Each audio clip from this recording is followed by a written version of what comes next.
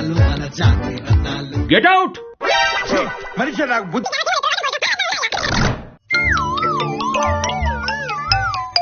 ఏమన్నావయ్యా? జగనన్న అలా అరిచాడు. అన్ననే ఏమన్నా అనగలిగే అంతటి వాడినా నేను. ఏమీ అనకుండానే ఉత్తి పుణ్యానికి అలా అరుస్తాడా అన్నా? నేనేమన్నా, జగనన్న లండన్ వెళ్తున్నా అన్నాడు. నేను ఫలానా డేట్ న ప్లాన్ చేసుకో అన్నా, టిక్కెట్ల రేట్లు తక్కువగా ఉన్నాయి, బుక్ చేస్తాను అన్నాను. అంతే, దానికి గట్టిగా గెట్అవుట్ అని అరిచేశాడు. అబ్బా, అలా అంటే మరి కోపం రాదా? టికెట్ రేట్స్ తక్కువ ఉన్నప్పుడు ప్లాన్ చేసుకోమనడం తప్ప? నీకు అర్థం అవడం లేదు. నార్మల్ పీపుల్ అయితే వాళ్ళకి నచ్చినట్టు ప్లాన్ చేసుకునే అవకాశం ఉంటది. కానీ మన జగనన్న లాంటి క్రిమినల్ కి అలా ఉండదు. కోర్టు పర్మిషన్ ఇచ్చినప్పుడే ప్లాన్ చేసుకోవాలి.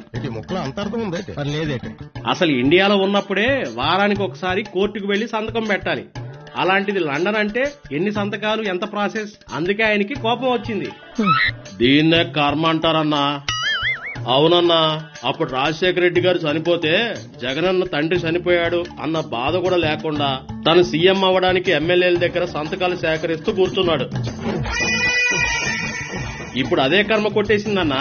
అందుకే ఇప్పుడు అన్న ఇక్కడున్నా సంతకం పెట్టాలి, దేశం దాటి వెళ్లాలన్నా సంతకం పెట్టాలి.